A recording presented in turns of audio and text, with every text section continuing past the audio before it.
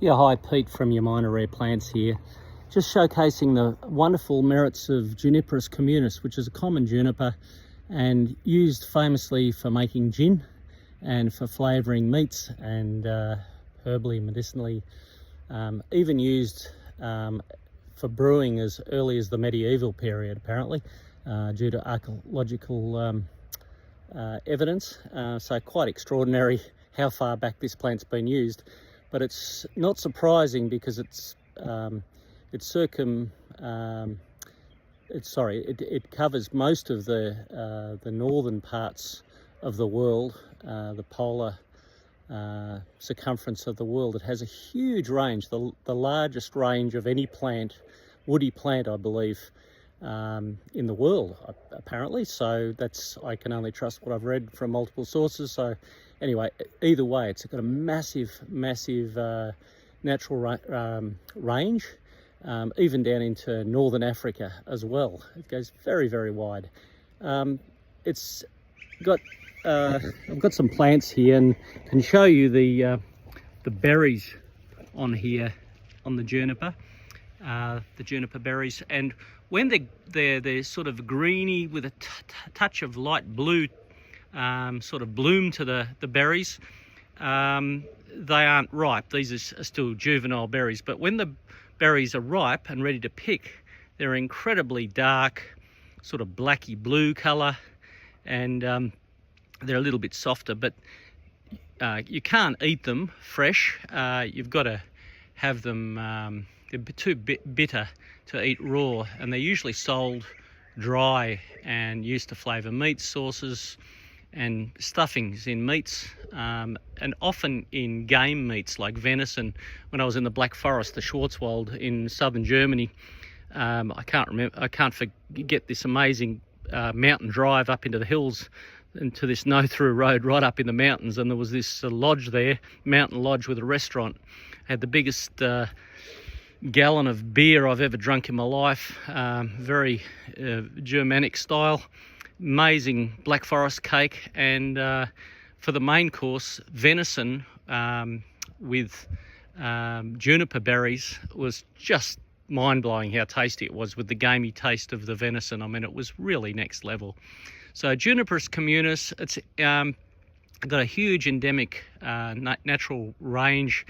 It's an extremely hardy evergreen conifer, so it can take extreme cold, it can take extreme hot and dry, and famous for using, obviously producing gin, but also beers and ales.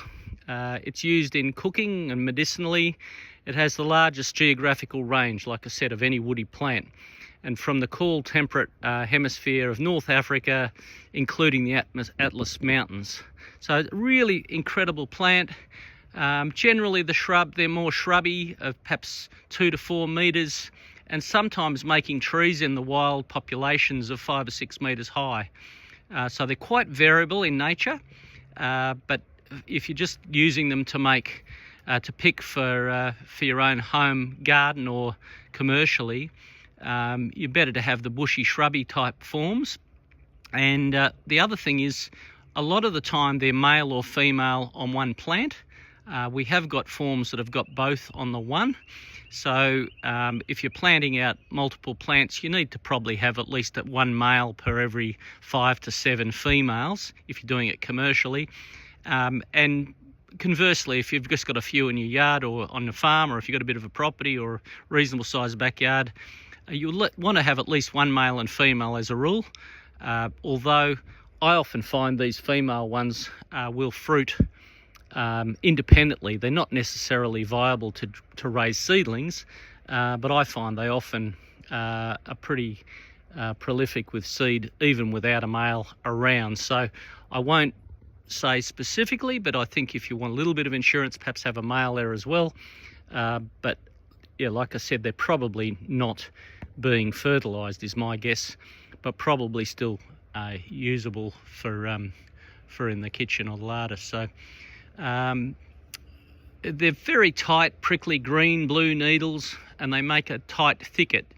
It has terrific wood for making craft items, and the wood is sort of aromatic, got a beautiful aromatic smell, and it's tough as can be. Like, they really are a tough wooded plant, and long lasting. So if you make something out of the wood of these, it will last indefinitely.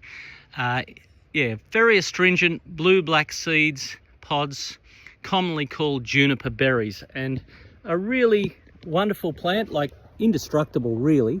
But you know, there's so many interesting plants in the world, and sometimes they go under people's radars just out of sheerly not knowing about them. And I think the juniper berry is one of those things for southern Australia. Is just so forgiving, and if you've got 1, 2 or 3 plants in the backyard, you know, you're going to have a heap of berries to play with for a whole range of uses in the kitchen, and potentially even making your own gin or ales or whatever. So I think it's and even put in your gravy and, you know, or your juice when you're making a roast or something. It's got a whole lot of applications for the restaurant and, you know, cooking. Anyone that's involved with cooking, commercially or home cook. So look, have a go at the common juniper, Juniperus communis, and like I said, keeping aware of the fact of male and female plants. Before you make your selections, have that chat with us. We've got them on our online shop, Yamina Rare Plants. We've got an online shop there that you can access 24/7. There's a heap of information on my online blogs about this and all the other plants we grow. It's over 17,000 blogs and tens of thousands of colour photos. And I've just recently, in the last week or so, opened up a YouTube channel. So it's a little bit limited. I've probably got a dozen blogs as of today, but over the next weeks and months, I'll be adding a lot more material with information on specific plants, and trying to give you some insights into some of the places I've travelled in the world looking for plants, and learning about plants, some of the collectors I've encountered, some of the other experiences that I've had along my journey for the last 46, 47 years in this industry. So sign up on my YouTube, and you'll certainly get a whole lot of interesting topics discussed, you know, ethnobotanical connections of plants, where plants have originated and where they've ended up around the world for food, for medicinal, herbal, ethnobotanical connections from their origins, and then to where they've become embedded in cultures for food and other purposes, medicinally and so forth. So plants have got are a big part of the circle of life. You know, they're involved with every corner of our lives in one way or another, and probably more than a lot of people realise. So get on board, have a look at Yamina Rare Plants Facebook, Instagram, YouTube, or go on our online shop if you're interested in sampling some of the plants that we've got for sale. So I look forward to seeing you at the nursery. We're open 7 days a week, 11 till 3 on weekends, 9 till 4:30 through the week.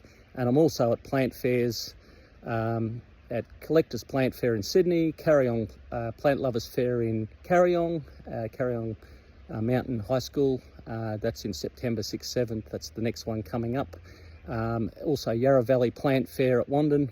There's a spring and an autumn one. I'll be there for this spring. There's the Mount Macedon Plant Lovers Fair that I'll be at a little bit later on after the Carryong Fair. And there's also the one at Ferny Creek Horticultural Society every year in the autumn. So they're the main ones I go to. I sometimes do a couple of trips down to Tassie every year and do deliveries and visit people's gardens and give some advice and so forth as required, depending on the demand.